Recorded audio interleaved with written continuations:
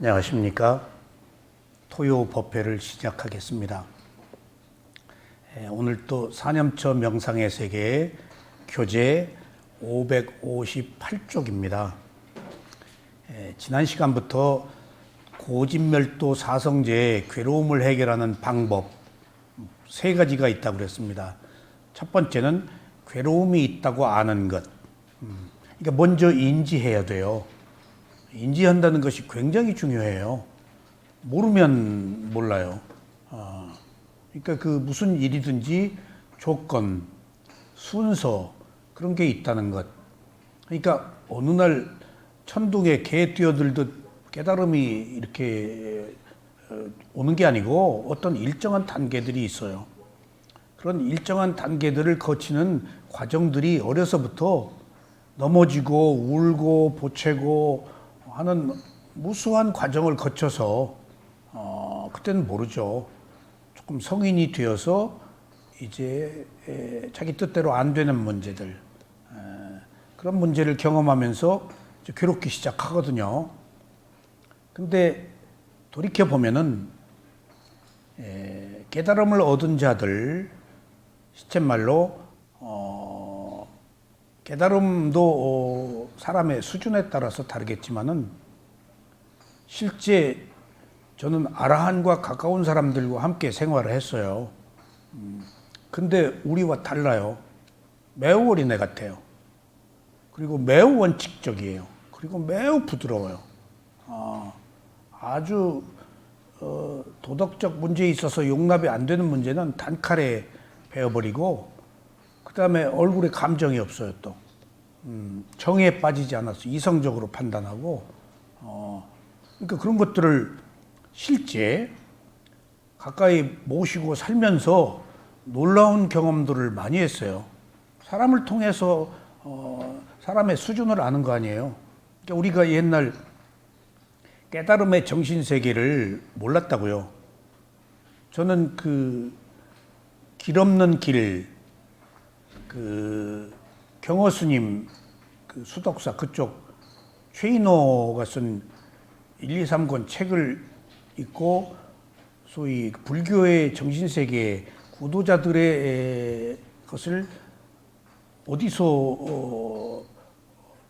뭐 들을 수도 없고 잘 모르는 세계인데도 거기서 조금 읽었어요. 이제 이해를 했어요. 아, 정신세계라는 게. 근데 거기서도 도저히 용납이 안 되는 문제들이 있더라고요. 우리들이 상상을. 자기 스승이 지나가는 여자 귀를 잡고 입을 맞추니까 물가에서 그것을 보고 있던 여자의 남편이 작대기를 들고 쫓아와서 이 죽일 놈.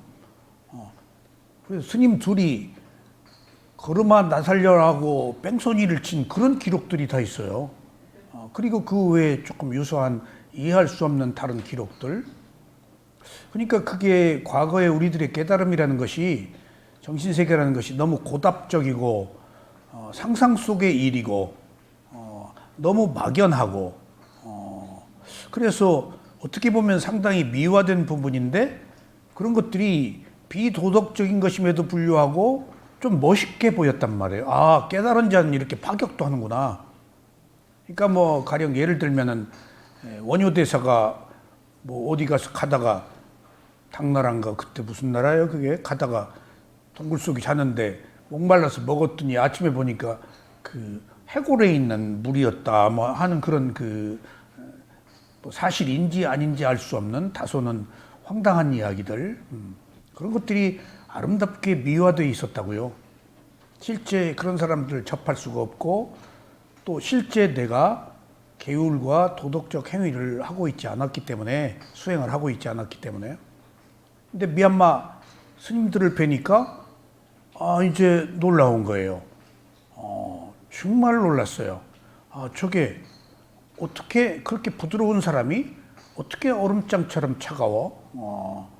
그러니까 우리가 아는 세계하고 다르더라고요. 제가 몇 차례 얘기했지만은 저희 스승 두 분을 한국에 제가 초청을 했어요. 우자틸라 사야도 하고 우떼자니아 사야도. 좀 보답을 하려고 뭐 진짜였어요. 그분들 오셔서 얼마나 힘들어요. 근데 제가 배웠기 때문에 그 예의로 한국의 스승들을 초청했어요. 얼마나 힘들었는지 몰라요. 그래서 성대하게 대접하고 결과가 뭐 그렇게 썩 좋지는 않았지만 거기 또 회방을 놓는 사람들이 있어가지고 오해가 생겼고 그리고 꼭 또 무슨 돈 문제가 생기고 이렇게 초청하면은 돈들을 너무 많이 줘요, 한국 사람들이. 근데 여기서 무슨 돈이 있어서 그렇게 드릴 수 있냐고요. 비행기표 모든 거 제반. 그러니까 막 그런 고통들이 보이지 않게 굉장히 많았는데 저희 집에 초청해서 성대하게 대접을 했어요. 그분은 미타사야도라고 또 다른 분이시네. 다른 분이 초청했는데 저희 집으로 제가 모셨어요. 그래가지고 뭐 여러 사람들이 도움을 주었는데, 그리고 제가 한 달 뒤에 미얀마 갑니다. 그랬더니 그러냐고 그러더라고. 그리고 한 달 뒤에 가서 인사를 했는데 그냥 삼배 받고 아무 축원도 없이 아무 말도 안 해. 그래서 나를 몰라보나 싶어가지고 지난번에 너희 집 가서 참 그 대접 잘 받았다. 뭐 막 꽃으로 뭘로 그냥 방석도 전부 새 걸로 사람들이 이렇게 많이 도왔어요. 그래서 나를 몰라보는가 싶어가지고 지난번에 저희 집에 오셔서 불편한 건 없으셨는가요? 그랬더니 딱 고개 한마디 끄덕이는 거로. 그래서 제가 다시 한번 뭐 그때 뭐 음식도 제대로 올리지도 못하고 뭐 이게 조금 잘 먹었다 그 얘기 그냥 그러니까 세 번째는 개면적으로 다시 얘기를 못 하겠더라고요. 언제 대접받았는 시기예요. 그러니까 청에 끌리지 않고 이성적으로 공양했으면 이 보시의 공덕으로 도가를 성취하십시오 하고 서로 주고받는 것을 끝내요. 그러니까 내가 보시를 했는데 이제 나를 기억하고 뭐 어쩌고 저쩌고 하는 것들에 대한 작은 정들을 딱 끊어버리더라고요. 그런 사소한 일들을 많이 경험했어요. 너무 그러니까 우리들의 삶과 다른 그런 그 구도자의 세계에서, 심지어는 제가 쇠우민에 있을 때 탁발 나갈 때 우떼자니아 사야도가 제일 앞에 탁발을 이끄는데, 그다음에 컴패션 참여할 때 항상 행사를 주도하는 원로 비구가 한 분 계셨어요. 그리고 핵심적인 비구들, 총무를 본다든가 우리 쇠우민 사야도 시자 그런 몇 분들이 언젠가 컴패션 참여를 하는 거예요. 무슨 잘못을 했는가 봐요. 자기 잘못을 고하고 비구들 다 모아서 아침 저녁으로 참여를 하는 거예요. 그러니까 그 절에서 넘버 2, 넘버 3, 넘버 4 막 이런 기라성 같은 스님들이 잘못했다고 대중들, 비구들 모여놓고 참회 의식을 하는데 어떤 잘못을 했는지 묻지도 못하겠더라고요.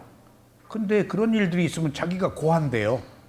이렇다 해서 컴패션 참회를 요청한대요. 그러면 일주일, 며칠 그 기간이 정해져요. 그래서 그것도 또 놀라운 세계고, 그리고 더 중요한 것은 주지 스님도 한대요. 시쳇말로 쇠우민 사야도 같은 경우에도 쇠우민 사야도가 잘못이 있으면 컴패션 참회를 요청해서 모여 산대요, 자기 잘못. 그러니까 그런 것들은 전혀 상상할 수 없는 세계였어요. 그러니까 우리는 세간의 사고에 빠져서 살잖아요. 세속적 관점. 물론 그것을 속죄라고 합니다. 세속의 진리라고 합니다. 근데 출세간의 관점은 우리가 이해를 못 하잖아요. 그러니까 출세간의 관점은 가서 직접 체험해야 해요. 그러니까 제가 5년 만에 비구들이 모습이 이런 것이고 5년 만에 보이더라고요. 같이 살았는데도 안 보여요. 5년 만에 하나하나가 제가 이제 그걸 받아들일 수 있는 때가 됐고 시각이 열렸는가 봐요. 그러니까 진심으로 스승들을 경배하게 되고 먼 발치에서라도 스승의 체온이라도 느끼고 싶은 그런 존경심, 공경심이 생기더라고요. 겉으로 드러나 있지 않아요. 그래서 진짜 아라한이 뭔지 깨달음이 뭔지 표피적으로 우리가 글 속에서나 듣거나 보거나 그리고 뭐 남의 말을 통해서 들을 수 있는 그 실제의 모습이 굉장히 깨졌어요. 굉장히 깨졌어요. 그렇게 환상적인 게 아니고 지극히 인간적이고 지극히 엄격하고 지극히 도덕적이고 또 그런 사람들이 지극히 부드럽다는 사실.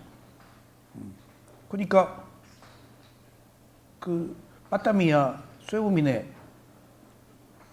그 베트남 사람들이 미국에 가서 돈 버는 사람들이 와가지고 보시를 해서 아주 그 절을 아주 그 넓은 땅에다 절을 잘 만들었는데 거기서 생활하는데 비구 건물 숙소가 있는데 양곤대 영문과 나온 비구가 우리 건물 원주였어요. 숙소. 그러니까 나하고 뭐 행정적 문제로 뭐더라 해서 내가 달러도 주고 어차피 달러가 필요한 때는 근데 그 사람이 능력이 좀 있었어요. 제가 무슨 질문을 하니까 미얀마 사람들은 뭘 질문을 하면은 빨리요 경전을 주석서를 딱 갖다 배주고 설명을 해줘요. 12연기 하는 그 쇠민모 우소바노사야도 내가 질문하면은 잠깐 기다리라고 그러더니 들어가서 빨리요 경전이나 주석서를 가지고 와서 통역한테 여기 읽어주라고 그래서 저를 이해를 시키더라고요. 그러니까 그 원주 비구도 어느 날 수군수군해서 봤더니 말을 안 하려고 그러더라고요. 미얀마 스님들이. 어디 갔냐고 그랬더니 뭐 상카티세나라고 상카티세나 그 단마키티 스님한테 한번 물어봐야겠어. 그 비구들 지키는 몇 가지 열 몇 가지 계율인가 봐요.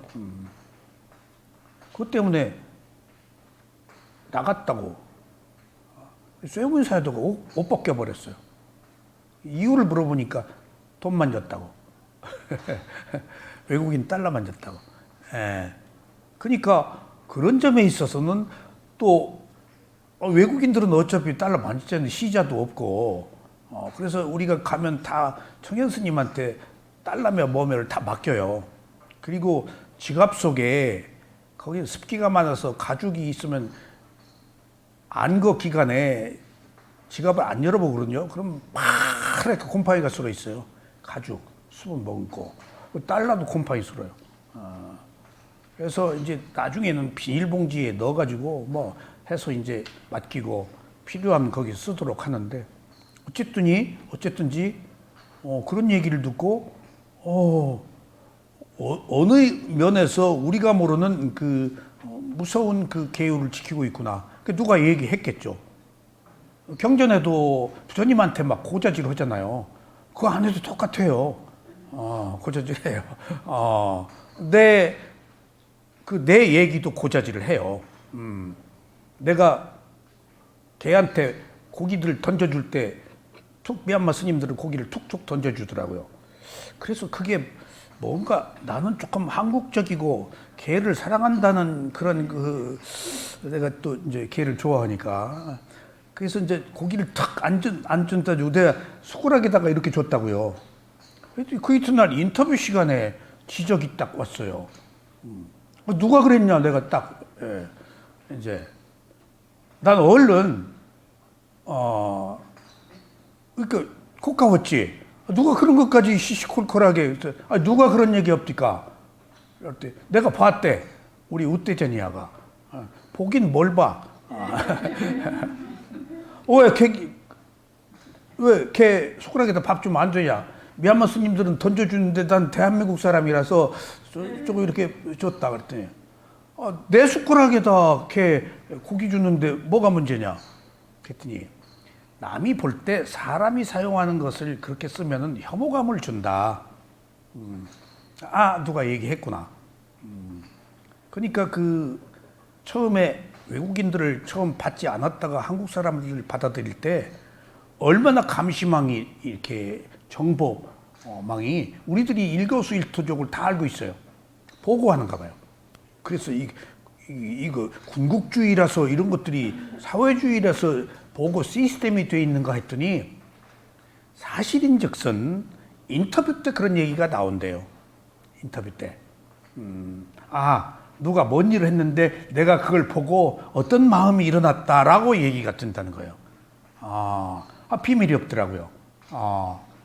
그래서 거기 생활하면서 여러 가지 우리가 모르는 정신세계의 고답적인 의식을 가지고 사는 사람들의 삶을 같이 있었지만 몰랐는데 5년 만에 보이기 시작하더라고요.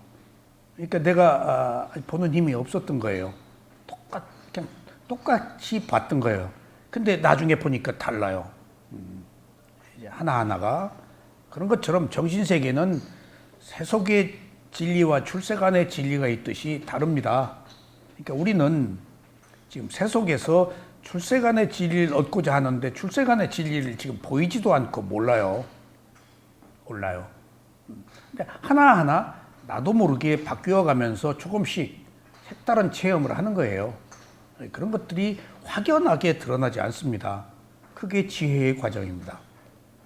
그래서 괴로움을 해결하는 첫 번째 과정은 괴로움이 있는 것을 아는 것으로 출발해야 합니다. 그러니까 순서가 있다는 얘기예요. 알아야 면장하죠. 그러니까 우리는 몰라요. 그러니까 안다는 것은 큰 발견이에요. 그러니까 알았다고 해서 해결되는 건 아니에요. 그러니까 먼저 아는 것이 필요하다. 지난 시간에 첫 번째까지 하고 오늘은 두 번째입니다. 둘째, 괴로움을 하나의 실지 않은 현상으로 인정하고 알고 난 다음에 괴로움을 있는 그대로 알아차려야 합니다. 이제 아는 것과 알아차리는 것이 시작되네요. 여러분들, 법이 세상에 많아요. 우주 법계에 법 아닌 게 없다라는 이야기를 하는데 그 말 틀린 말이에요. 법 아닌 게 하나도 법이 아니에요. 하나도 법이 뭔데? 알아차릴 대상인데. 알아차려야 다음에 무상고무화의 진리가 발견되는데, 그러니까 이 세상에 모든 게 법이다. 부처님의 법이다. 라는 얘기를 하는데 그건 다분히 힌두교적인 얘기예요. 어떤 창조주가 우주의 질서를 재편해서 펴낼 때 그건 다 법이에요. 창조주의 뜻이니까. 근데 불교의 세계관은 달라요. 그런 게 개똥이, 소똥이, 말똥이가 무수히 있어도 내가 알아차려야 개똥이다고요. 알아차려야 법이다고요. 알아차림이 없으면 법이 아니에요. 그러니까 법이 아닌 게 없다라는 말은 초월적 존재의 창조주 개념이 개입된 것이고, 불교는 법이 아닌 알아차려야 법이다고요. 그러니까 법은 알아차릴 대상이에요. 그럼 딱 일단 분리가 되잖아요. 그러니까 세상에 진리는 있어요. 아까 그랬잖아요. 제가 5년 만에 보이더라고. 있어도 못 봤잖아요. 5년 만에 법이 보이기 시작한 거예요. 그런 것처럼 알아차려야 비로소 이제 시작되는 거예요. 알아차림으로 끝난 거 아닙니다. 그래서 이 알아차림으로 시작되는 것을 불교에서는 개율이라고 그래요. 개와 율이 다른데, 개는 도덕적 덕목이고 율은 어느 집단이 지켜야 될 구체적 실천적 사항을 정한 것을 율이라고 그래요. 율이라고. 그러니까 피구는 227개가 개율이에요.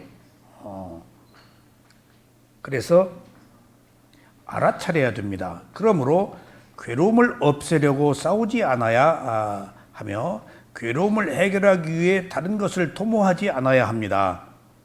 그러니까 알아차리는 순간 알아차린 것의 이익은 뭐냐? 싸우지 않는다는 거예요.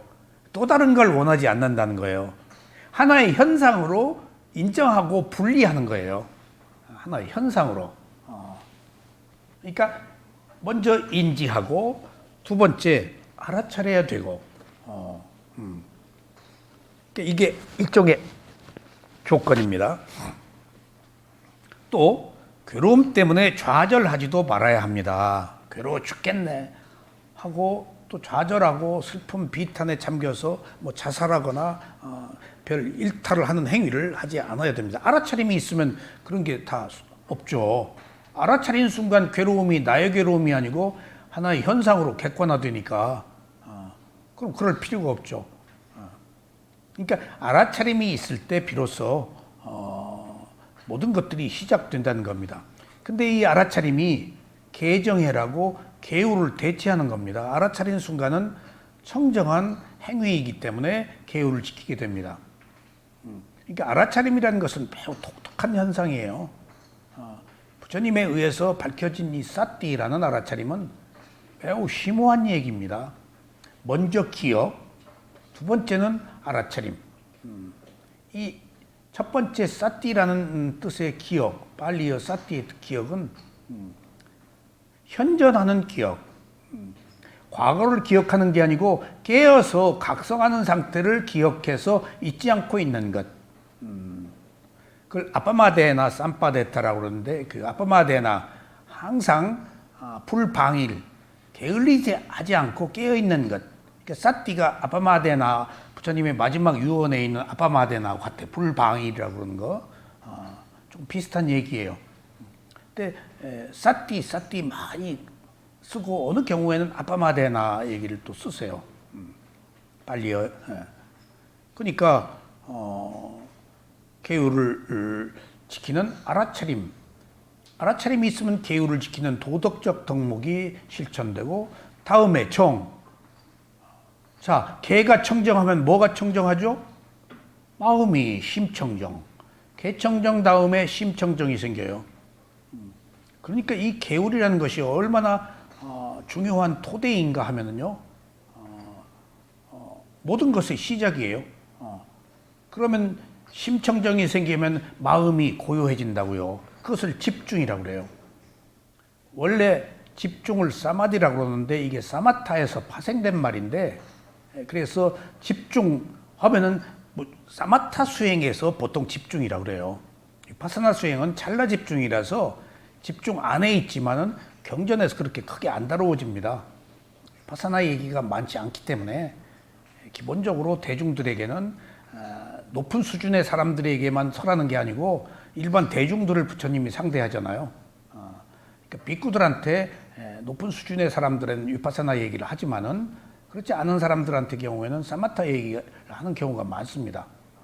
그리고 부처님도 아라한들도 다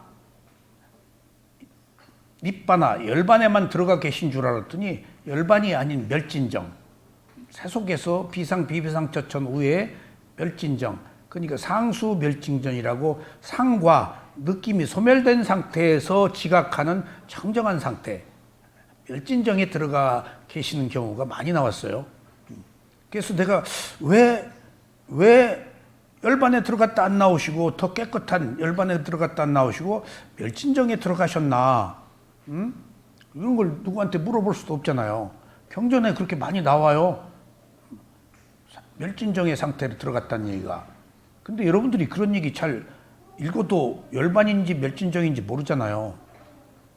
그래서 내가 궁금했는데 어느 경우에 이 아이는 더 좋은 열반에 들어갔다 나오지 업이 녹아버리는데 멸진정에 들어갔다 나오시나 해서 우리 단마키티 스님한테 질문을 했더니 그분들이 사마타 수행을 하신 분들은 멸진정 비상 비비상 처천 후에 멸진정이 있거든. 근데 그게 열반은 아니다라고 부처님이 그러셨어요. 사마타 수행에서 색계 무색계가 사마타거든요. 거기서 멸진정에 들어가는 습관들이 있는가 봐요. 그런 분들은 멸진정에 들어가는 거예요. 사마타 수행을 하던 습관들 때문에. 근데 보통 사마타 수행을 해서 열반에 들어가기도 하지만은 사마타 없이 순수 위파사나로 해서 열반에 들어간 사람도 있는데 많지 않은가 봐요. 순수 위파사나. 저는 사마타 하지 않고 순수 위파사나로 시작을 했어요. 미얀마가 다 거의 거의 3분의 2가 그래요. 그러니까 마하시사야도 수행 방식이 사마타가 없는 위파사나예요. 그래서 그걸 수타 위파사나라고 그래요. 순수 위파사나라고. 그러니까 어느 의미로 사마타 하는 얘기들이 굉장히 순수 위파사나 하는 사람들한테는 생경해요. 그렇게 안 배웠으니까. 그러니까 생경해서 사마타 하는 사람들을 격하하고 무시할 수도 있어요. 제가 위파사나를 배운 스승이 조금 사마타 그런 쪽을 조금 이렇게 크게 존중하지 않으셔서 저도 어영부영 그렇게 생각을 했는데 그게 인연이에요. 사마타나 위파사나를 뭐부터 한다 하는 것도 자기 공덕의 힘으로 그 스승을 만나기 때문이에요. 그러니까 뭐 좋다 나쁘다 하면 안 돼요. 그러니까 이 세상은 거의 사마타 수준에서 위파사나로 넘어오는 경우는 조금 드물어요. 쉽지가 않아요. 제가 이제 위파사나 수행을 하고 옛날에 다 읽었던 책들이 라마나 마하리시나 달라이 라마 누구 심지어는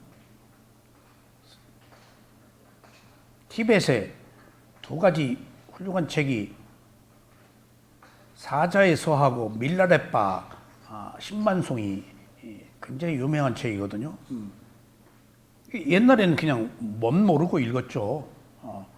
근데 지금 그런 책들을 읽을 기회도 없고 지금 부처님 날 보고 누가 책 갖다 주고 그러는데 사실은 부처님 말씀도 못 읽고 또 부처님 말씀을 익히 배우다가 다른 책을 읽을 수가 없어요.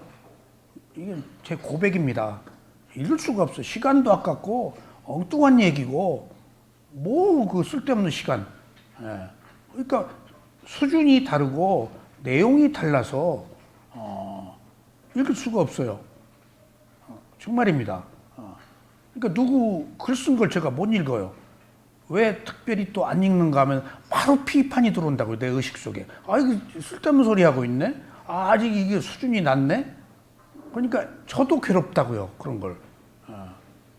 그래서 엊그제 문득 서가의 베라벨 책이 저희 집에 꽂혀 있는데 문득 두꺼운 책이 있어서 턱 심심해서 심심풀이로 한번 비교나 해보려고 밀라레빠 10만송을 꺼내서 딱 읽다가 읽을 수가 없어요. 티벳의 유명한 성자거든요. 그 사람 붕 떠서 돌아다니는 사람이에요. 흑마술로 35명 죽이고 산속에 들어가서 구두한 사람이에요. 근데 거기 최고 성자로 치죠. 근데 읽어보니까 사마타 얘기야, 전부. 세속적 얘기야.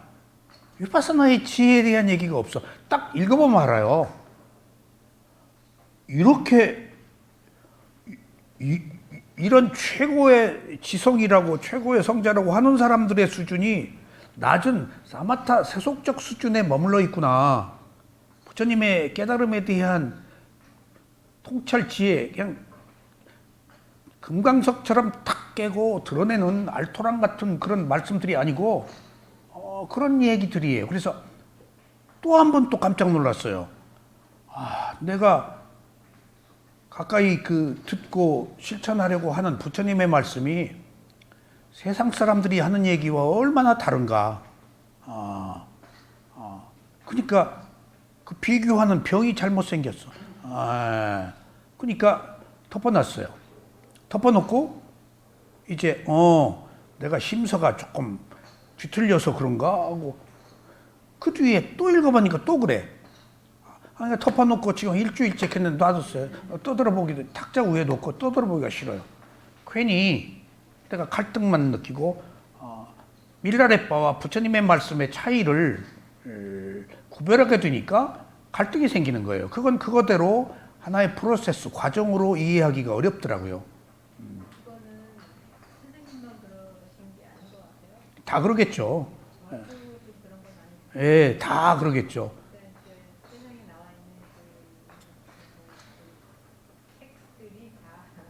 아니, 누가 저거 잘 아는 사람이 젊은 분인데 내가 그 책을 2권이나 받았어요. 자기 자서전 들어가는 순간부터 읽을 수가 없어요. 내가 얼굴이 뜨거워서. 아, 자서전이라는 거 이렇게 함부로 쓰면 안 되겠구나. 아, 자기 그 치부 허물을 드러내는 자기 일종의 과시 이야기 처음부터. 아주 유쾌하지 못한 자기 과시구나 이가. 그러면 왠가 하면 그렇게 되면 자만이 더 두꺼워진 거예요. 자서전을 통해서 마지막 드립을 지금 헛방으로 홈런이 아니고 헛방으로 스윙을 잘못한 거예요. 꼭 이렇게까지 자기를 드러내고 아직 살 날도 많은데 마무리를 했어야 되나. 그러니까 그런 것들이 다 사람마다의 근기와 인연이에요. 그래서 여기 개울, 그 다음에 알아차리면 개울을 지킨다고 그랬죠. 그러면 마음이 개청정하면 심청정해서 마음이 청정해서 집중이 된다고요. 그러면 이제 거기에서 고요한 마음에 집중해서 분리해서 보는 찰나삼매에 집중, 찰나 집중이 생겨서 마지막에 해가 생기는 겁니다. 지혜가. 그래서 개정해가 불교의 전부고 그 이상도 이하도 아니라는 얘기가 알아차림으로 시작한 개울, 청정이 마지막에 마음이 고요해지고 지혜가 개발되어서 깨달음으로 가서 그 지긋지긋한 괴로움이 그때 소멸된다는 거예요. 여러분들 지금 괴롭지 않으려고 하면요, 먼저 내가 괴롭지 않으려면은 내가 해야 될 생각과 하지 말아야 될 생각을 구별할 수 있어야 됩니다. 생각으로부터 시작돼요. 생각이 업의 과보니까. 두 번째, 내가 행복하려면은 하지 말아야 할 말과 해야 될 말을 구별할 수 있어야 돼요. 세 번째, 내가 어리석지 않게 고통에서 벗어나려면은 해야 할 행동과 하지 말아야 할 행동을 구별해서 실천할 수 있어야 돼요. 이게 지금 생각과 말과 행위가 바탕에 깔려서 개울을 지키느냐 지키지 않느냐의 문제예요. 우리가 세상에 많은 인연을 가지고 살아요. 얼마나 많은 인연이 있어요. 근데 모두 인연이 아니에요. 거기엔 악한 인연과 선한 인연이 있어요. 그러니까 사람 인연 맺으려고 하지 마세요. 그냥 오는 사람 막지도 말고 가는 사람 잡지도 말라고 그랬지만은 그냥 불가피한 인연은 인연으로 오되 우리가 만든 인연은 악연이 더 만나요. 나를 괴롭히고 나한테 고통을 주고 해를 끼치고. 그러니까 구도자들이 애써 친교를 하지 않는 거예요. 애써 친교를 하질 않아요. 그것은 새로운 고통의 시작이에요. 사람 사귀는 거 이거 정말로 힘든 겁니다. 사람의 견해가 다 다르잖아요. 견해가 다르면 이질적 견해로 인해서 반드시 같은 배를 탔어도 분열이 일어나요. 견해가 다른데 누구나 사람이 생존한다는 것은 자기 견해를 주장해서 자기 이익을 관철시키라는 철칙이 있다고요. 그러니까 그 인연 끌으라고 부처님이 머리 깎고 출가한 거예요. 그 인연 때문에. 그러니까 세상을 살면서 인연을 쌓지 않을 수 없지만은, 그러니까 인연이라고 해서 다 쌓아야 되는 것은 아니에요. 그러니까 만나야 될 인연, 또 만나지 말아야 될 인연도 있다고 생각하셔야 돼요. 중요합니다. 이런 것들이 모두 우리가 괴로움을 해결하는 계정에 속합니다. 그래서 괴로움을 없애려고 하거나 괴로움이 아닌 다른 대상을 찾는 것은 또 다른 괴로움을 가져오는 결과밖에 없습니다. 그러니까 알아차림, 작용에 대한 반작용이 없이, 그러니까 모든 것들은 작용하잖아요. 근데 알아차림은 반작용이 없다고요. 거미줄에 걸리지 않는 바람처럼. 그냥 알고 마는 거예요, 지금. 알고 걸리지 않고. 그러니까 알아차림이 얼마나 위대한 가르침인지. 예. 그러니까 어떤 후유증 부작용도 없단 말이에요. 알고 마니까. 근데 우리는 안 뒤에 지금 아까 처음에 인지해야 된다고 그랬죠. 인지하고 나서 좋아하든지 싫어하든지 하지 말고 알아차리라는 얘기예요. 두 번째가. 근데 인지하고 나서 출구를 찾잖아요. 더 좋게 만들려고 하거나 그것을 없애려고 하거나. 그게 인지한 것으로 안 되고 인지한 뒤에 알아차려야 된다는 거예요. 그럼 개입을 하지 않고 하나의 현상으로 분리한다. 살아있는 동안에는 누구에게나 괴로움이 있으며 이러한 괴로움을 누구도 해결해 주지 못합니다. 오직 자신의 지혜로서만이 해결될 수 있습니다. 괴로움을 있는 그대로 알아차리는 것이 팔정도이며 위파사나 수행입니다. 이렇게 알아차리면 괴로움의 원인이 집착이라는 사실을 알 수가 있습니다. 이것이 괴로움의 일어남이라는 진리로 집성제이며 이렇게 알아차리는 것이 괴로움의 소멸에 이르는 길이라는 진리로 토성제입니다. 여러분들 우리가 중요한 것의 가치관 이것을 전 요새 경전을 읽으면서 또 한 번 새로 읽히고 조금 어떤 그 비교, 우위 또 어떤 갈등 그런 것들이 조금 진정됐어요. 알아야 돼요. 그러니까 여러분들 부처님의 가르침을 따르는 많은 제자들 중에 부처님보다 더 인기가 많은 사람들이 있었대요. 예. 모카라나 존자. 그 사람이 불교로 끌어들인 사람들이 굉장히 많대요. 예. 그러니까 그 위대한 부처님의 가치를 대중들은 그렇게 모르는 거예요. 보이는 사람에게나 보이지. 인연이 있는 사람들에게나 보이지. 그 얘기를 들으니까 세상에 그럴 수도 있구나. 어떤 인기의 영화 보고 나에게 이익이 주고 나의 환난 병교를 고쳐주고 내 가려움을 긁어주고 어느 사람한테 다 몰리죠. 부처님 그냥 쪼그리고 앉아서 이러고 있고 그냥 오른발 왼발이나 걸으라 그러고 누가 오겠어요. 아이고 너나 잘해 하고 떠나지. 근데 하나같이 모카라나 존재한테 간다는 거 아니에요. 신통한 힘이 있으니까 내가 언제쯤 돈 좀 벌겠어요? 내가 언제쯤 무슨 그 지위를 얻겠어요? 다 그 얘기 아니야. 자기 내가 이렇게 좋게 생겼는데 어떻게 해야 삽니까? 전부 그런 거 아니에요. 이 세속이.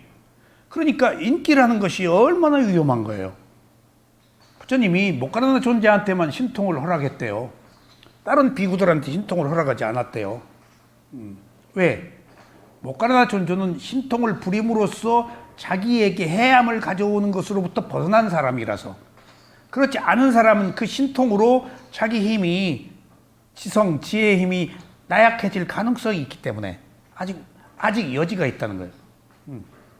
그러니까 모카라나 존재가 하도 사람들이 많으니까 사람들이 공중에 휙휙 날아다닌 것이 와서 사주 봐달라고 그러니까 관상 봐달라고 병 나아달라고 그러니까 힘들어서 휙휙 날아다니네. 또 구름처럼 불교 신자 막 목을 메고 그냥 천신도 와서 조아리고 공덕 좀 받으려고 그러는 것이 누구예요? 가사빠 존자. 가사빠 존자. 일주일 동안 그분이 너무 사람들이 와가지고 능력이 있으니까 그 사람이 탁발을 해서 받은 공양의 공덕은 뭐 상당한가 봐요. 부처님하고 나이가 동년배라서 호영호제하고 지낼 정도로 가까운 관계인데 사리불 모카라나 존재는 엄연한 제자 관계고 격이 없이 터놓고 지내셨던 모양인데 그러니까 그 가사빠 존자도 수준이 부처가 그런 정도로 친근하게 상대했다면 상당히 레벨업이 돼 있었겠죠.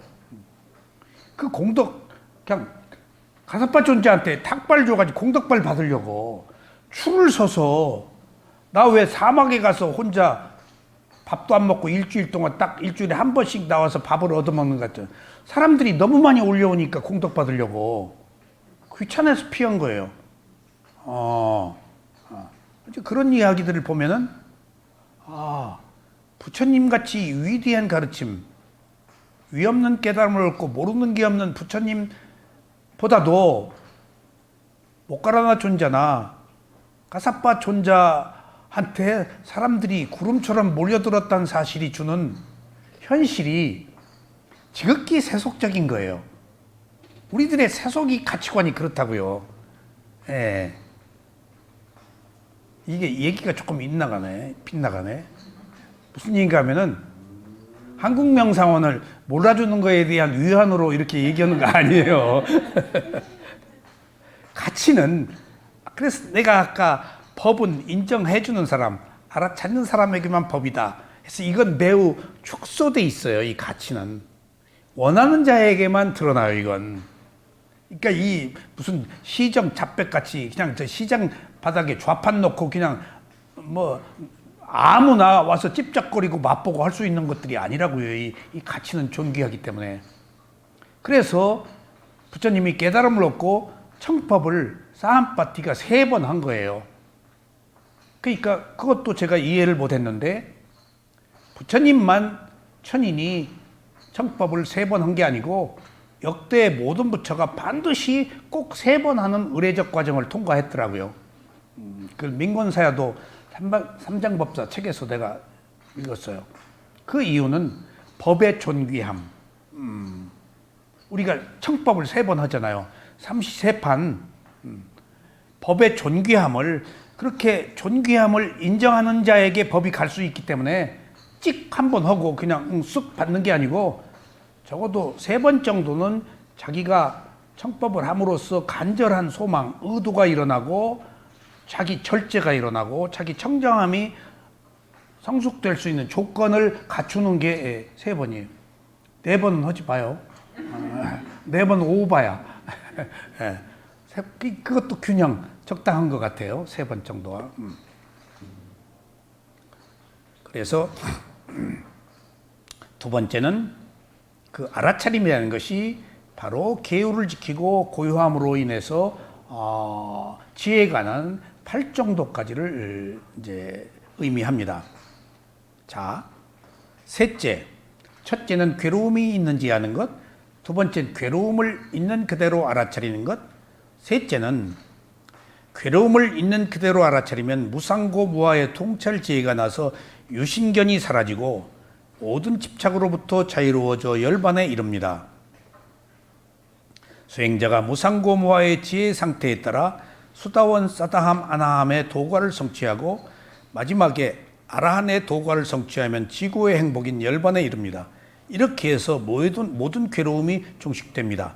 이게 이제 무상고무와 법의 성품을 아는 거네요. 알아차린 결과로.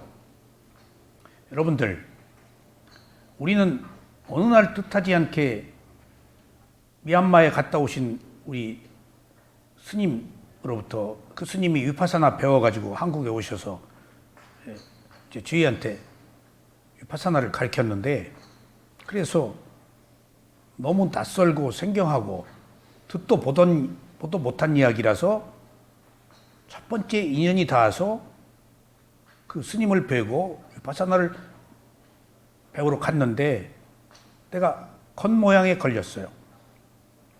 가사를 입었는데 젖꼭지 앞에 있는 거 한쪽이 안 보려고 해도 자꾸 보이고 좀 볼상사납더라고, 젖꼭지가. 가사가. 근데 조금 저 남방 불교라서 조금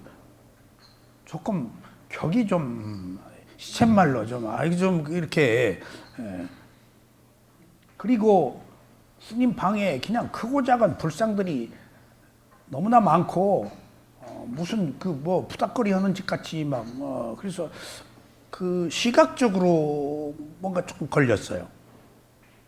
그리고 수행을 딱 했는데 제가 여러 가지 수행을 했었기 때문에 마지막에 마인드 컨트롤, 아바타, 기, 관음법문, 칭하의 우상스, 그 밀교 수행, 여러 가지 것을 계속해서 했었어요.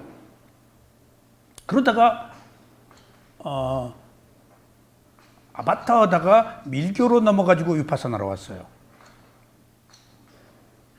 대만까지 다니다가. 근데 첫 번째 체험에 딱 굉장히 놀라운 체험을 했어요. 내가 내 알아차림으로 내 몸에서 일어난 신체적 현상이 제어하는 것을 보았어요. 그러니까 딴 수행을 했기 때문에 깜짝 놀랐다고요. 몸에서 일어난 현상을 딱 알아차려서 지켜보니까 이게 싹 사라져요. 이거 봐라. 그러니까 내가 실제 체험할 수 있었기 때문에 실천적 체험을 통해서 이거 봐라. 이거 특별하네. 그리고 나서 바로 내가 한 질문이 이 위파사나가 듣자 하니까 부처님이 깨달음을 얻은 수행이라는데 사실입니까? 그렇대. 아니 내가 딴 수행 몇백만 원씩 내고 하고도 이건지 저건지 약간의 그 좋은 체험은 있었지만은 내 괴로움, 내 문제를 해결하지 못해서 방황하고 다녔는데 이건 신통방통합니다. 근데 이거 돈도 안 받고 다 뭐 하려면 돈 들어가거든요. 마지막에 꼭 그 돈 얘기가 나오고 수행자들이 돈이 어디 있어요.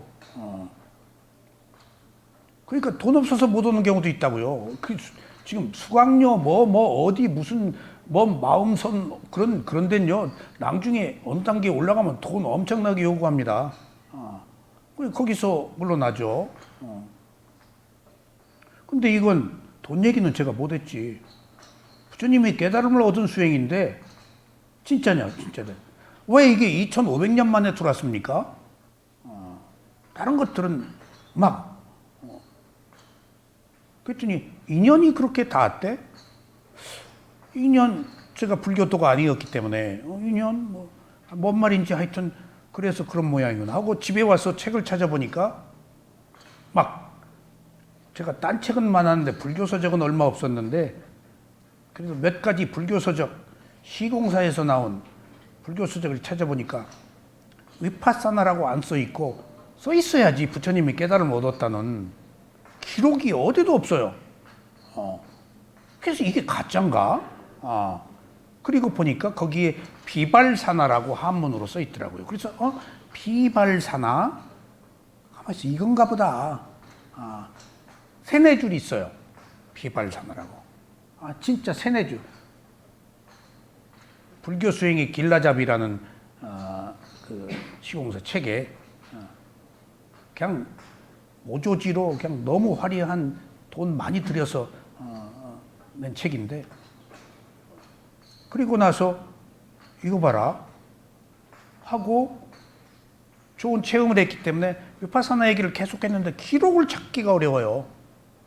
기록이 경전에서 위파사나라고 그렇게 딱 사티파타나 수타 사념처예요.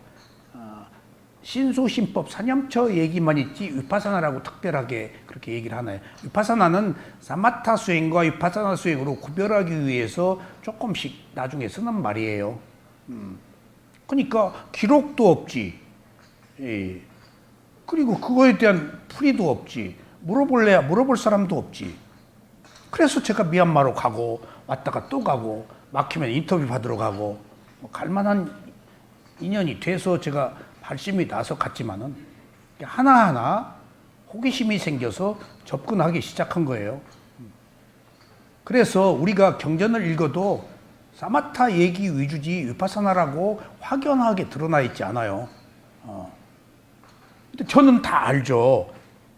그래서 마치만니까야 디가네까에 가면 수행에 대한 얘기가 본격적으로 나와요. 근데 그걸 우리는 누가 읽나요? 그리고 누가 그 뜻을 바르게 해석하나요? 못한다고요. 나와 있어도. 인연이 아직 닿지 않은 거예요. 근데 이번에 상유타 니까야를 공부하면서 여기서는 한국에서는 사마타와 위파사나를 구별하지도 못하고 애써 하려고 하는 사람도 없고 위파사나는 무슨 어디서 나가지고 온 애처럼 그냥 무슨 옆구리로 들어온 뭐처럼 무슨 사생아처럼 취급받고 인정을 안 할래야 안 할 수는 없고 이미 들어왔으니까 아직 우리 이 뿌리 풍토의 그런 기록과 그런 체험이 없으니까 그래서 늘 허접한 상태의 위파사나가 홀로 고군분투하고 있는데 아직 그것이 다 밝혀지지 않았으니까 이 단마키티 스님이 수행을 한 것보다도 교학, 단마짜리야, 법사시험 하신 분이 경전을 해석함에 있어서 모든 것을 명쾌하게 사마타 위파사나를 계속 설명해 주는 거예요. 예, 위파사나 얘기를 계속 하는 거예요. 위파사나란 말 아닌데도 없는데도 이건 위파사나다. 이건 사마타다. 그래서 우리가 읽고도 분별을 하지 못했고 듣고도 분별하지 못했는데 이제 경전의 깊은 뜻을 해석하시는 분에 의해서 소상히 비교적 너무 분명하게 확연하게 구별되어 있고 드러나 있구나 하는 것을 보고 이야 이거 참 선업의 공덕 쌓아서 위파사나 하게 됐네 하는 생각이 들더라고요. 어쨌든지 그 마지막 화려한 꽃은 셋째 무상고무아를 아는 것으로 됩니다. 그래서 위파사나가 무상고무아라는 말이 왜 무상고무아인지 위파사나 하면 미얀마 스승들은 무상고무아래요. 위파사나의 뜻 자체는 위 분리하다, 빠사나 계속해서 지켜본다. 빠사나가 굉장히 중요한 얘기예요. 알아차림을 지속한다는 말까지 포함하고 있어요. 예, 그걸 한문으로 수관이라고 그러는데, 그러니까 문자로는 분리해서 알아차린다, 객관적 의미다, 위와 바사나에 대한 해석이요. 여러분들 사전 찾아봐도 없습니다. 위가 분리하다 그런 말 기록 없어요. 내가 어느 주석서에서 읽었어요. 그러니까 미얀마 스승들이 위파사나 하면 무상고무아 라고 바로 그냥 위파사나 얘기하면 무상고무아예요. 해예요, 해. 예. 그러니까 논리 비약이 아니고 테라와다에서는 위파사나 하면 무상고무아 지혜 수행이에요. 그러면 사물의 궁극에 있지 무상고무아라면 그게 깨달음이거든요.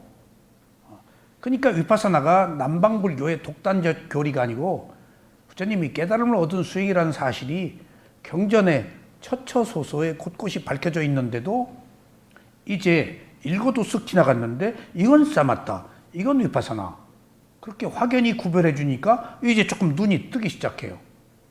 그리고 지금 쌍유타 니카야 천신과 부처님의 대화에서 또 더 세속, 욕계, 천상, 색계, 무색계 천상과 인간 31개의 존재의 세계에 대한 생명들의 그 가치관, 의식 수준의 상태가 그렇게 극명하게 드러난 것이 천신이 부처님한테 질문하는데 이건 색계 천신, 이건 욕계 천신, 이건 무색계 천신 질문의 내용에 따라서 다르다고요. 근데 우리는 알고 읽었어요. 주석서에 이건 색계 천신이다. 그러니까 색계 천신은 색계 수준, 욕계 천신은 욕계 수준. 그러니까 욕계 천신이 그 수행자들 꼬시러 와가지고 그 얘기를 질문했죠. 천신이 어떻게 21살 먹은 준수한 비구를 꼬셔가지고 빛을 발하고 천상에서 너 고생 그만하고 이제 손잡아 그러면 그 비구가 그럼 손잡자 입맞추자 하면 어떡하려고 천신이 그랬냐. 매우 단세포적인 질문을 내가 했더니 그게 단세포적인 질문이에요. 이게 또 그 질문도 해야 돼. 그랬더니 그 천신과 그 비구가 오랜 어떤 업이 얽혀 있을 수도 있었다.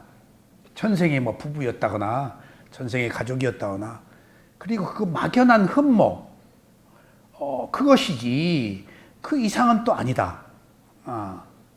그러면서 무슨 얘기를 했는가 하면은 가사를 사랑하는 사람도 있다.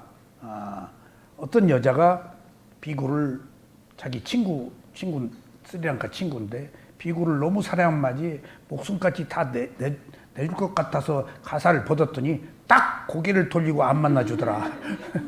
가사에 반한 거야. 그래서 2주 만에 도로 가사를 입었다네. 그 여자가 안 만나주니까.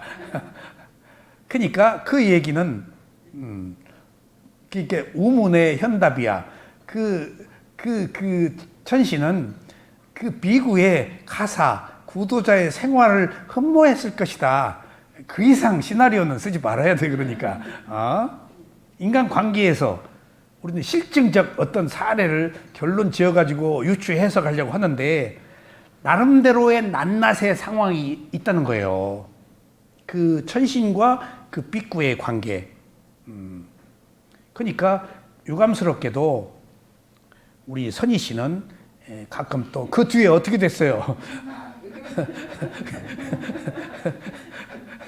그 후속 질문이 그 결과를 중요한데 그 뒤에는 경정 기록이 없다는 거야.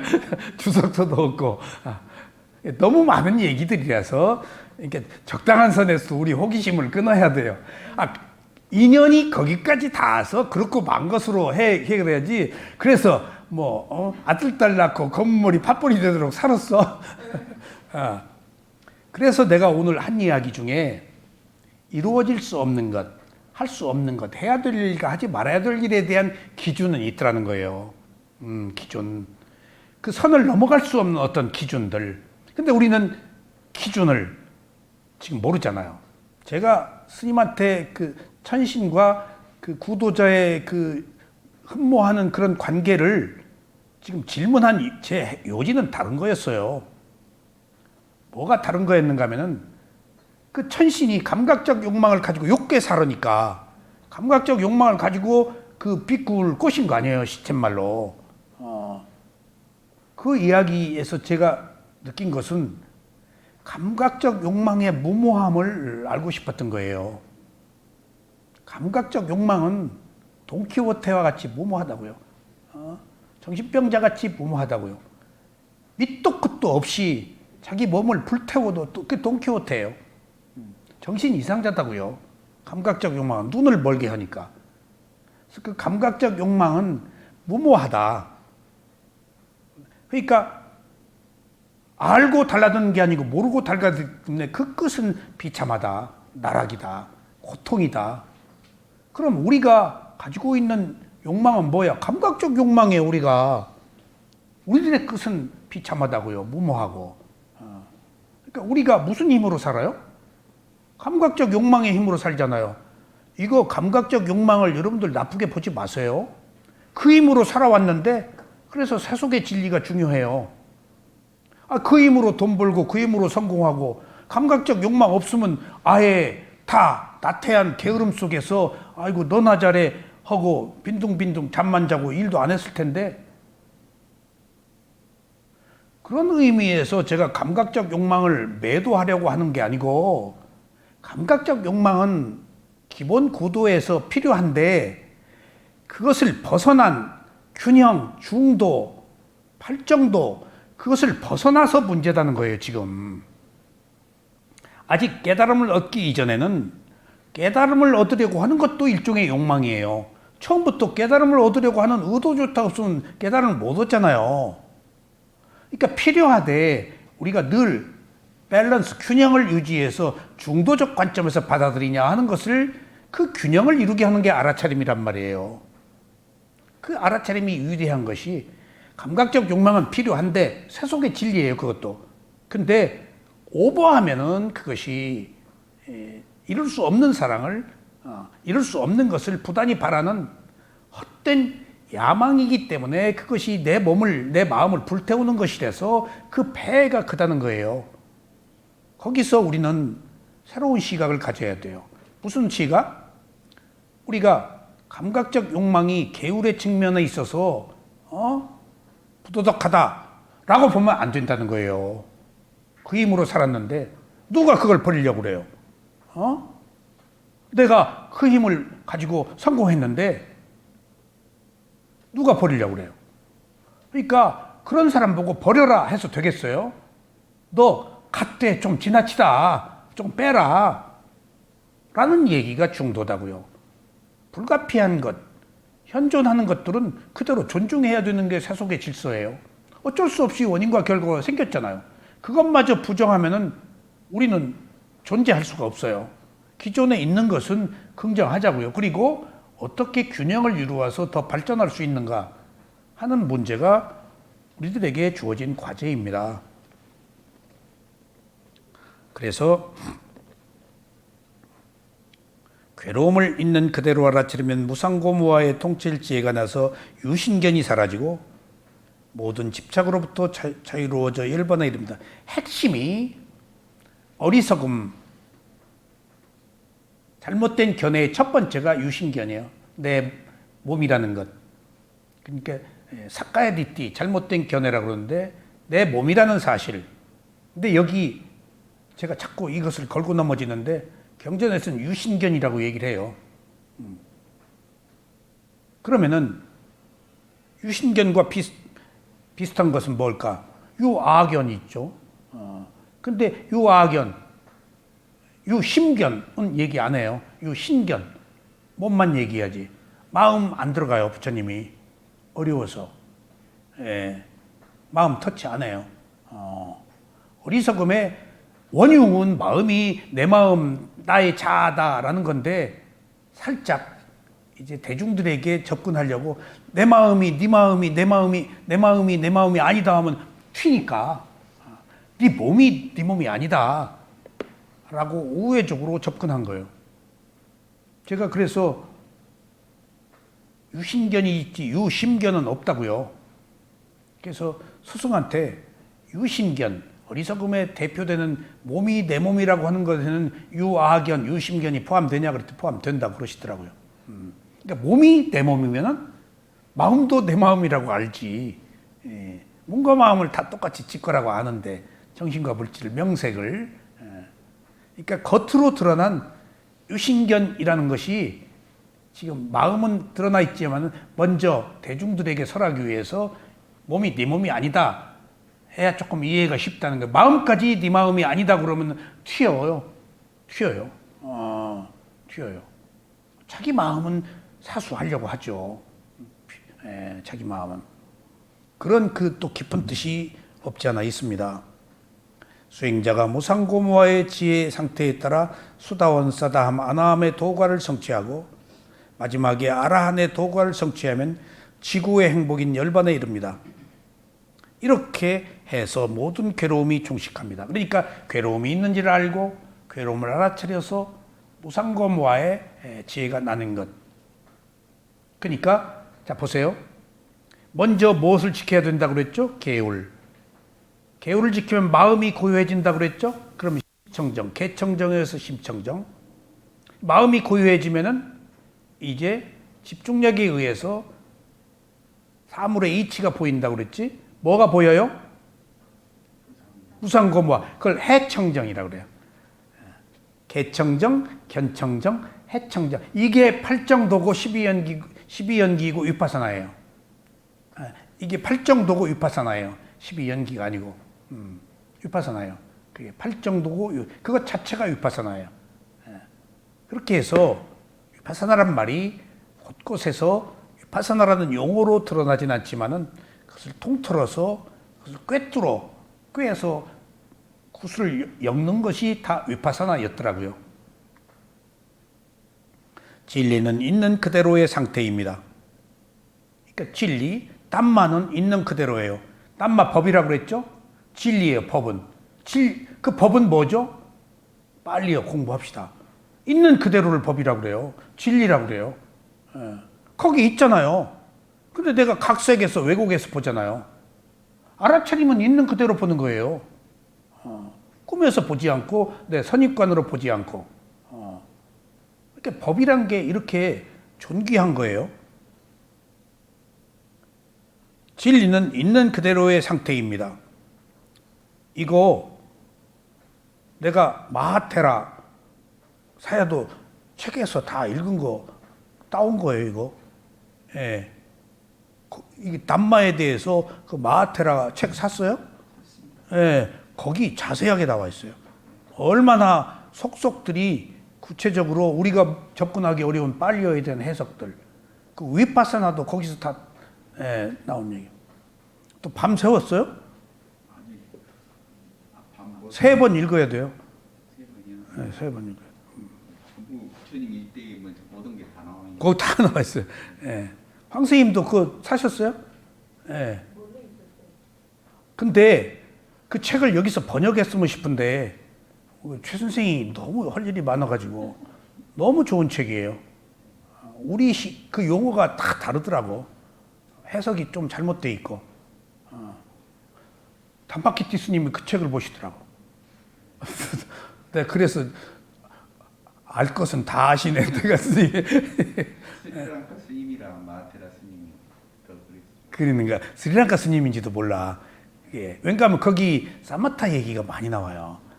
전체적으로 이 미얀마 스님은 아니에요. 그게 태극 스님도 아니고 스리랑카 스님일 거예요. 이게 모든 것을 망라했더라고. 예. 자,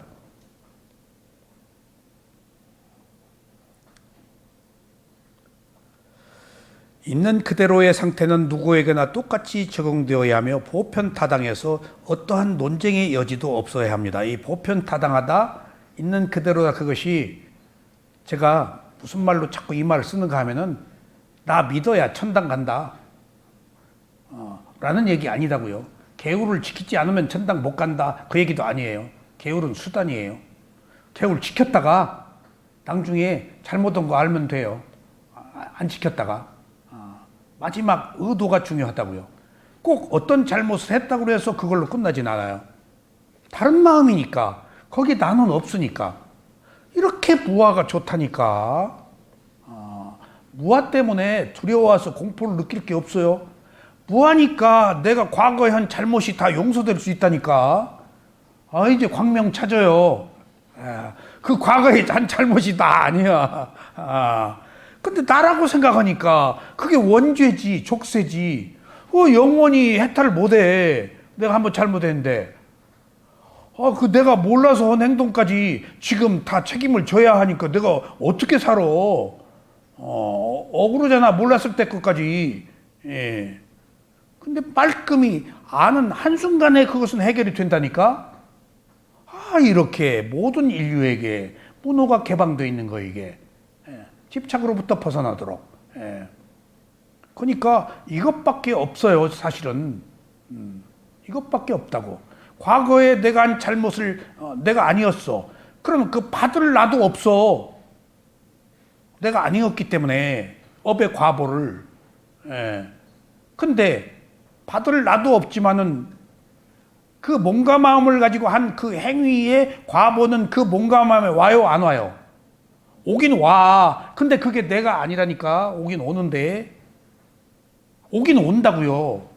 그 몸과 마음이. 근데 그게 내 몸과 마음이 아닌데 순간순간의 몸과 마음에 대한 과보는 온다. 근데 내 몸과 마음이 아닌데 그래서 여기서 분리가 안 되면 안 된다는 거예요. 내 몸과 마음, 받기는 받아. 몸과 마음이. 안 받는다 그러면 그 논리적으로 설명이 안 되지. 그때 그 몸과 마음으로 한 행위는 다음에 그 몸과 마음이 와. 근데 행위를 한 내가 없으면 받을 나도 없으면 지금 나에게 온 괴로움은 그게 나의 괴로움이 아니야. 나의 괴로움이라고 생각하는 순간은 나의 것이지만은 그것은 하나의 연속적 현상. 이 순간에 몸과 마음이 지금 이후에 몸과 마음은 내 몸과 마음이 아닌데 그 순간인데 짱 한번 달기똥 같은 눈물이 하나 똑 떨어지고 콧물 훌쩍하고 나면 끝이야. 슬픔도. 근데 우리는 기억해서 그것을 가지고 가니까 차가 있기 때문에. 그래서 유신견이 얼마나 어리석음인지 가져간단 말이에요. 이건 나의 것이라고. 그러니까 부처님의 깨달음이 인류사에 하나하나의 메시지라는 사실이 여기서 다 극명하게 드러납니다. 우리는 원죄라는 것에 묶여서 영원히 괴로움의 사슬에서 벗어날 수 없는 게 아니에요. Anytime, always, 항상 문이 열렸어요. 적어도 내가 아니라고 하는 순간 아니에요, 이제. 나다고 하는 순간은 나의 것이지만 누가 선택하냐고요. 내 결정이에요, 오직.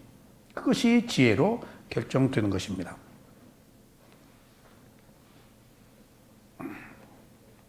조금 흥분했어요. 진리를 말함에 있어서 흥분 안 할 수 있어요. 신났어요, 지금. 제가 이렇게 약간 톤이 높아진 것은 나도 좀 이렇게 해보자고 하는 거예요, 지금. 저한테 투사하는 겁니다.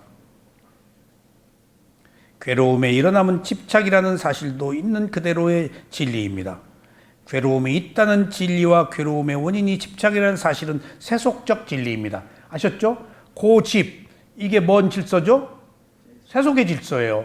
근데 출세관에 있어 멸도는 부처님이 만들었잖아요. 사성대 중에서. 부처 이전에는 괴로움이 있다, 괴로움의 원인은 집착이다밖에 없어요. 출구가. 근데 붙다가 괴로움은 소멸된다, 괴로움의 소멸에 있는 것은 위파사나다, 팔정도다, 개정해다 라고 출구를 만드는 것이 이게 출세관이에요. 그러니까 지금 세속과 출세관이 함께 있는 거예요. 동전의 양면처럼.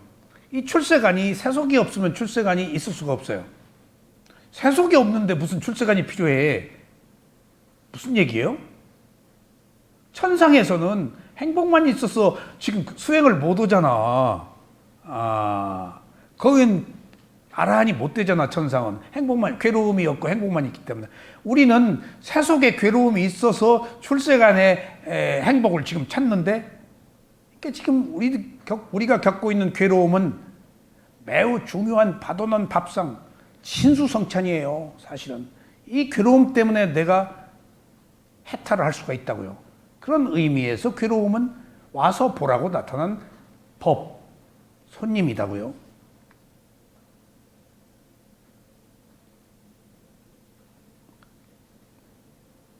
이러한 사실을 바탕으로 수행을 해서 통찰 지혜를 얻으면 세속의 괴로움으로부터 벗어나 출세간의 해탈로 갈 수가 있습니다. 다시 괴로움의 소멸은 있는 그대로의 진리입니다.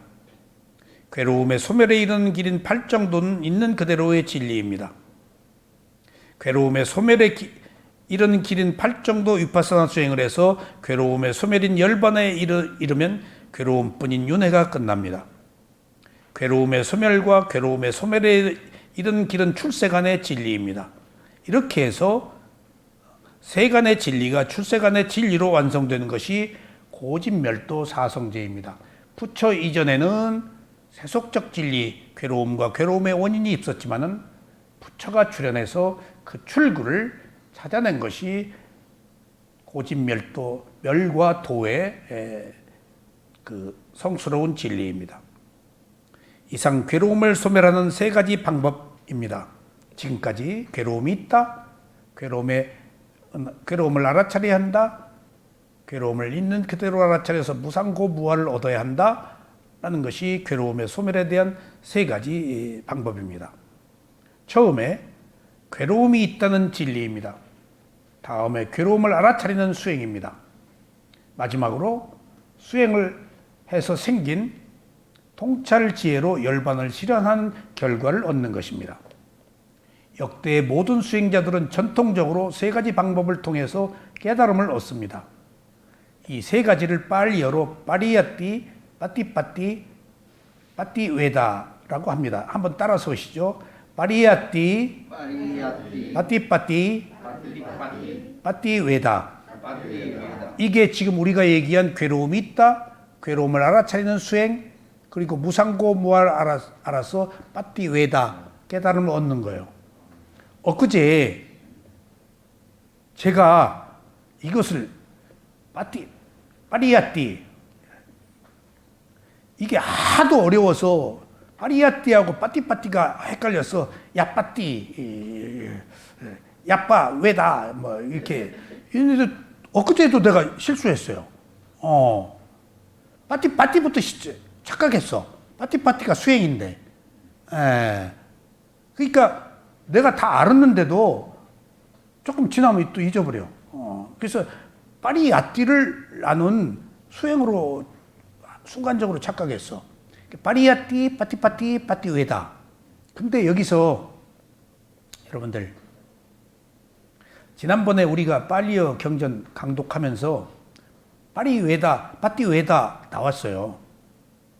빠띠웨다를 사야도가 건너뛰더라고요.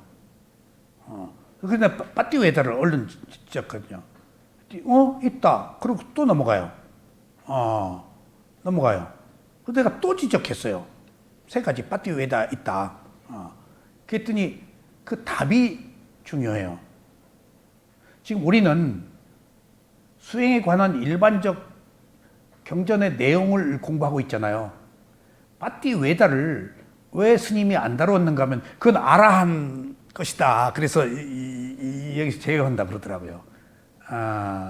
그 빠띠웨다는 무상고모를 알아서 열반을 그러면 빠띠웨다예요. 그러니까 빠띠웨다를 왜 안 다루는가? 자꾸 나는 빠리야띠 빠띠웨다에서 그 세 개가 하나로 모아져 있는데 그랬더니 빠띠웨다를 가볍게 한 것은 그 듣는 것, 그러니까 인지하는 것과 있다고 아는 것과 알아차림. 그러니까 이게 교학과 수행의 차이로 구별을 해요. 교학과 수행의 차이로 이게. 그러니까 마지막에 무상고보를 알아서 열반이 끝나는 것은 간과해서 아하 내가 두 차례나 얘기를 했더니 그건 아라한이다. 그리고 빠리웨다를 그래서 그때 내가 또 처음 알았어요. 빠띠웨다가 아라한의 정신적 상태구나. 담마키티 스님이 그러더라고요. 그러니까 하여튼 모든 완성의 하이라이트 끝은 아라한이니까 그러니까 그 안 다룬 것 같아요. 두 가지 중요한 문제를 다룬 것 같아요. 그래서 꼭 이걸 우리가 언어상으로는 다루지 않았지만 늘 제시하는 게 그 아라한의 상태를 제시하는 거라고. 그러니까 그걸 이제 빠띠웨다까지 다뤄야 하는데 생략을 해서 그게 있다라고 얘기하니까 그건 아라한의 영역이다라고 생략을 하더라고요. 그래서 빠띠웨다가 그런 의미에서 우리가 최고목으로 치는 지혜의 완성은 아라한이기 때문에 그건 아라한의 수준을 통상 경전에서 얘기하고 있는 것이구나 라고 이해를 했습니다. 빠리야띠는 스승의 가르침을 듣거나 읽어서 아는 것입니다. 이제 해석을 제가 했어요. 김 교수님 출처나요? 네. 알고 있습니다. 잊어버려 또. 뭐죠? 첫 번째는 안 보고 얘기해봐요. 그거 아니 처음에 빠리야띠. 또 그다음에 빠띠. 그다음에 빠띠웨다는 아라한의 정신적 상태. 그 수다원의 도가에 가까이 가셨습니다. 근데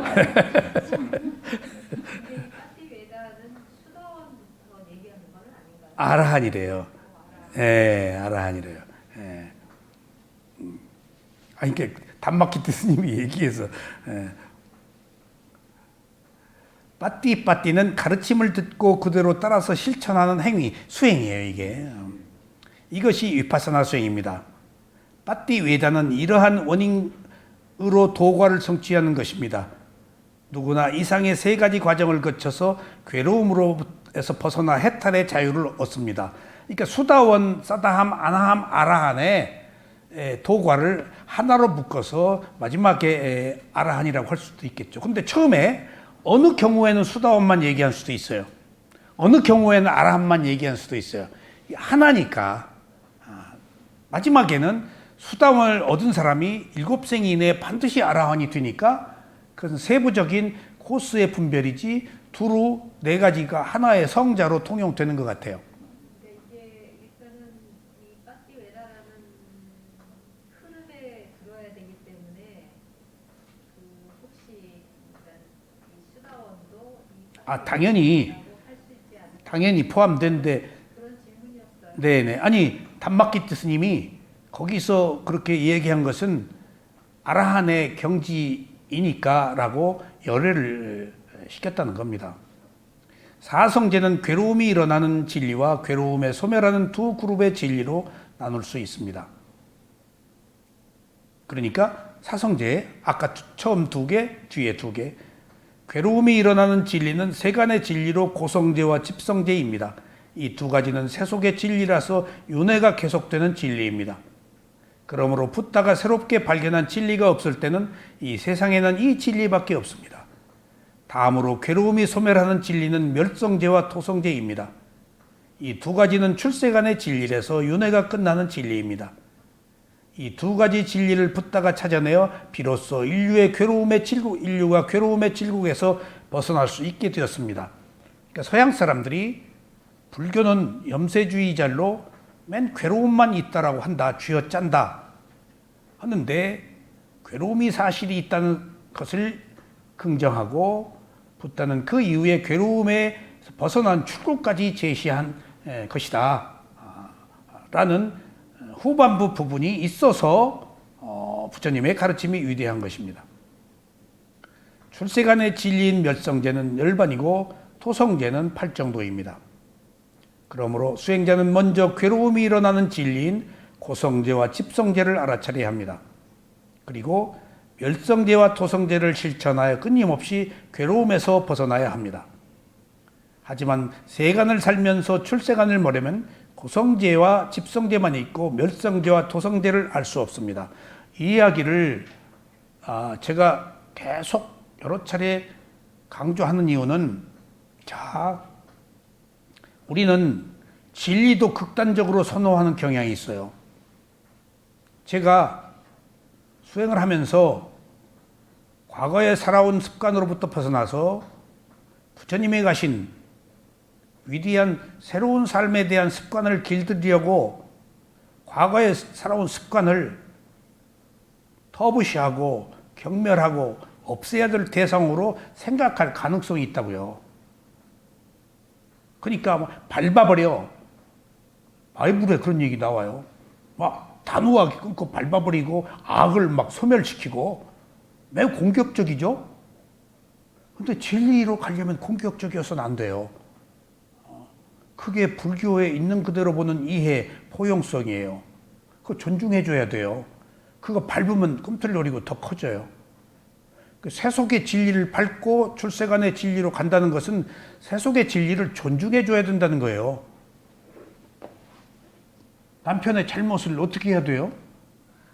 또 거기다 보고 하면 안 되네. 마치 남편의 잘못이 있는 것처럼 내가 물었네. 아이들의 문제를 어떻게 해야 돼요?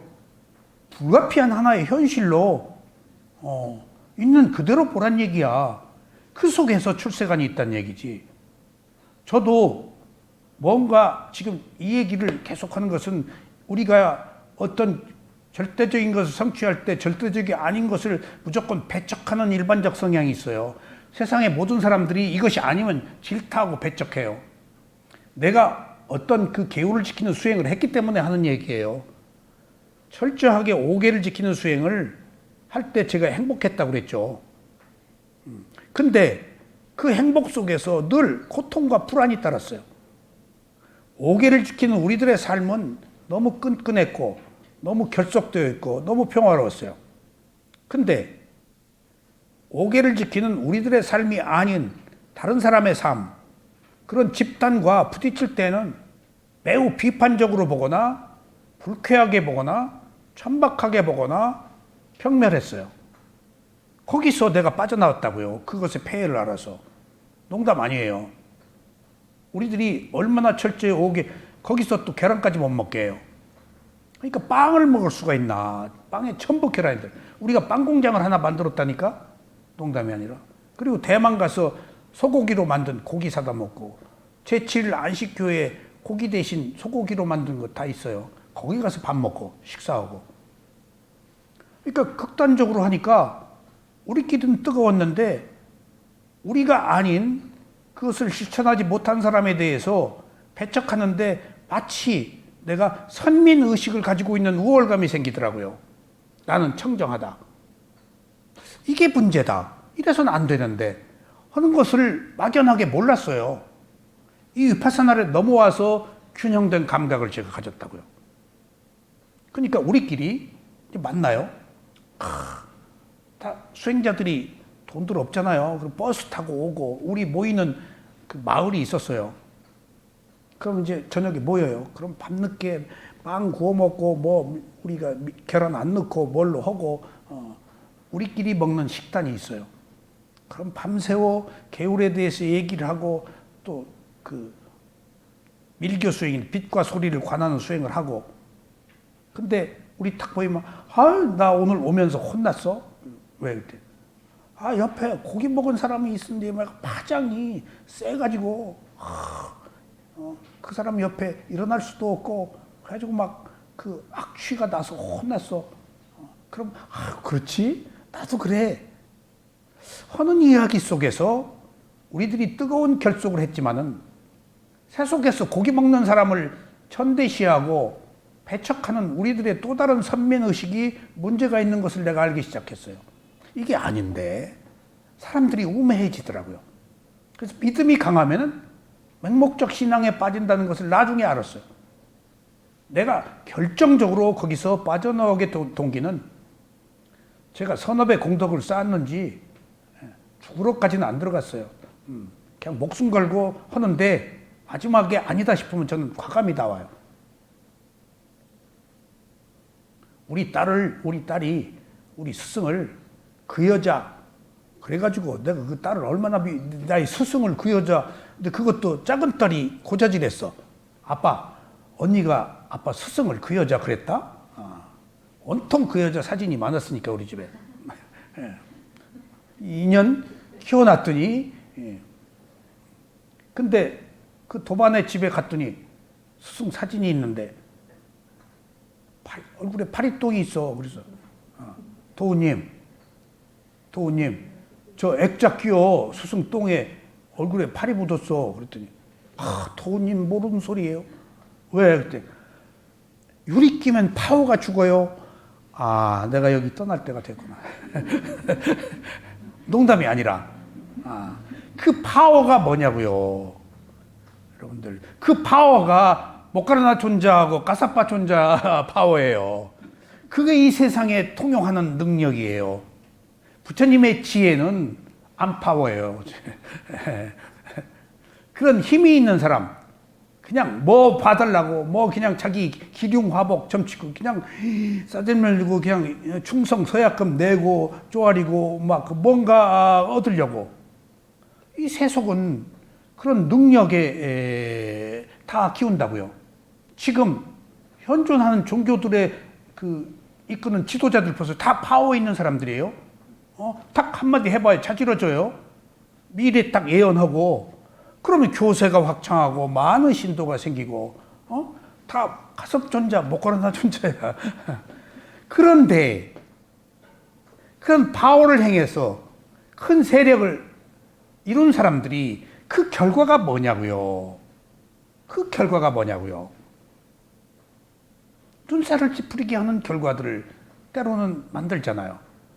엄청난 힘을 세력을 세계적으로 과시하고도 몇백억 착복하고 뭐 어쩌고 저쩌고 해서 자기 교단 사람들한테 소송당하고 재판하고 그 사람이 그 능력 있는 사람이 몇백억이 무슨 의미가 있다고. 이게 능력의 문제예요. 그래서 모카르나 존자나 가섭 존자는 사막에 가서 살고 사람 위로 날아다녔는지도 몰라. 사람 피해서 다니느라고.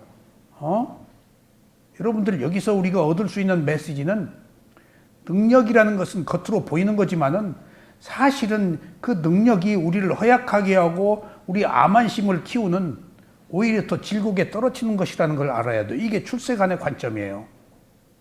허세, 유명함 그런 것들에 여러분들의 행복을 약속해 주지 못해요. 오히려 괴로움을 줘요. 우리가 가고 있는 길은 그렇다고요. 유명한 길이 아니고 훌륭한 길이라고요. 겉으로 드러나 있지 않는 내면의 고요함이라고요. 아셨죠? 출세간의 진리인 멸성제는 열반이고 토성제는 팔정도입니다. 그러므로 수행자는 먼저 괴로움이 일어나는 진리인 고성제와 집성제를 알아차려야 합니다. 시작이에요. 괴로움이 있네? 라고. 그리고 멸성제와 토성제를 실천하여 끊임없는 괴로움에서 벗어나야 합니다. 계속해서. 고집은 오랫동안 그 집착은 켜켜이 쌓여 있어요. 우리 의식 속에. 의식에 수많은 겹이 있어요. 벗겨도 또 나와요. 그러니까 멸제와 도제는 계속해서 똑같은 것을 끊임없이 우리가 하고 살아온 날만큼은 아니더라도 적당한 기간 동안은 계속해서 도전해야 돼요. 물방울이 바위에 구멍을 뚫듯이 한 방에 여러분들 수행 안 된다고 그만두지 마세요. 한 방에 그만둘 수 없는 거예요, 이게. 얼마나 오랫동안 쌓아온 습관인데 한 방에 된다는 것은 위험해요. 저도 너무 적극적이고 너무 열성적인 사람을 위험하게 보는 이유는 한 방에 하려고 그런 사람이거든. 절대. 그 습관을 쌓은 만큼은 아니더라도 적어도 자기 업의 번뇌를 녹일 만큼의 일정 기간은 우리들한테 필요해. 그게 이 생일 수도 있고 다음 생일도 있고 몇 생일 수도 있어요. 여러분들 그런 장기 레이스를 펴야 합니다. 예? 이 생에서 끝내?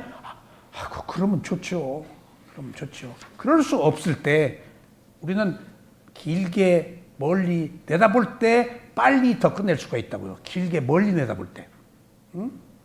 빨리 끝내려고 할수록 더 천연되고 여기서부터 벗어날 위험이 더 큽니다.